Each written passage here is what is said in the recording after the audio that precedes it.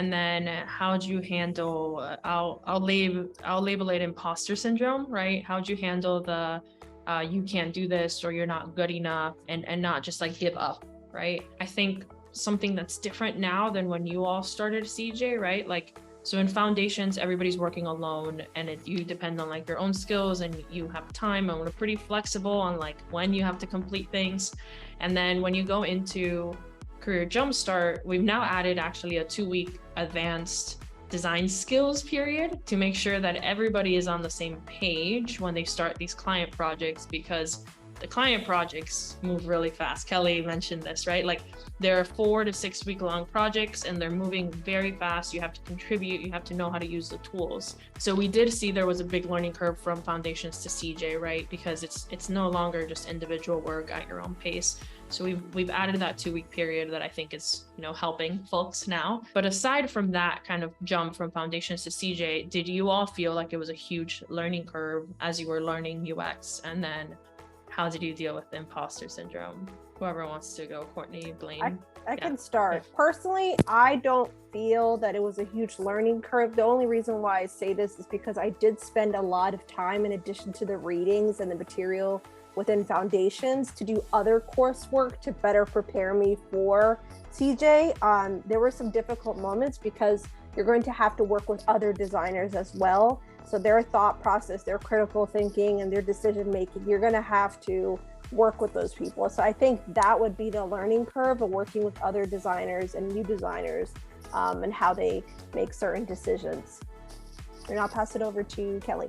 So how I like to think about like foundations versus CJ is that in foundations, it's like you're reading a recipe book, right? You're reading all the instructions. You're like, like I'm going to do A, B, C, and D.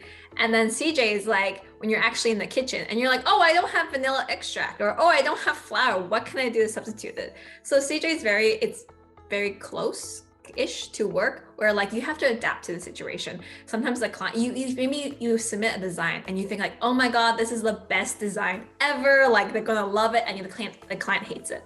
And you're like, I don't understand how they hate it. And you have to figure out, it's a client. So you have to figure it out, like, how can I either communicate better so the client likes it, or change the design so the client will like it? Like at the end of the day, like how to make things the client like it. So there was definitely a learning curve there, but also a secondary is like when you work in foundations, you're working by yourself. You're doing everything by yourself. So you completely know what's happening in the file that you're working with. But when you work in CJ, you work with different people with different strengths and weaknesses. And so sometimes you really have to support each other in CJ, and that takes a certain level of skill and communication when you have to communicate with your teammates, which is something you have to do in work too. I work in a team of 10 designers. Even though we don't work in the same pod, we have to agree on every single UI change, and it's a struggle. Like I feel like the most junior all the time, and I'm like, I don't understand why this doesn't work, and they're like arguing. It's like a 5-minute argument, and this is something that you get used to in CJ. And sometimes that can be really hard because when you're starting out, you might feel like really attached to your designs, and you're like, oh, like I put so much time into this.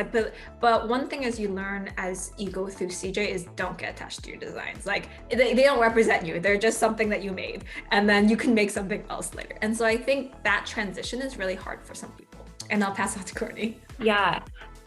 2 things come to mind for the learning curve. One is like in a design thinking way. I think getting used to thinking about things of user first instead of aesthetic first. I think a lot of us, when we think of design, we're thinking about how something looks. So really going back to basics, like I think wireframing was actually the hardest activity for me, and it still is, because I want to go in and add all the specifics. I want to add the colors. I want to make it look pretty. And wireframing, which I know that's like a term not everyone's going to be familiar with right now, but it's a part of the UX process. And it really brings it back down to basics of what is the user experience. So I think just getting into that mindset was a learning curve. And then also just from the logistical side, learning the tools. I did some student success mentoring for foundations, and that was probably like one of the biggest hurdles that students brought up when I reached out to them was like questions about Figma, and feeling like Figma was taking a really long time to learn. So if you're doing the program, I definitely recommend investing the time to learn Figma or whatever it is, the software you choose, and like really learning about like just all the ways you can make your life easier in Figma. There's still things today that I'll learn and I'm like, wow, I wish I knew this 3 months ago, because that would have made X design a lot easier to do and would have saved me hours. So it's really worth putting in extra time to learn more about Figma. And then as far as like imposter syndrome, and like, how do you not just quit? I guess I just think of like, well, what's the alternative? Like going back to being an assistant, that's just not my life journey. That's not where I'm the happiest. So even though there's obstacles and challenges and times where I really doubt myself, like the alternative is something I don't want. So I just have to keep pushing forward. I don't have another choice.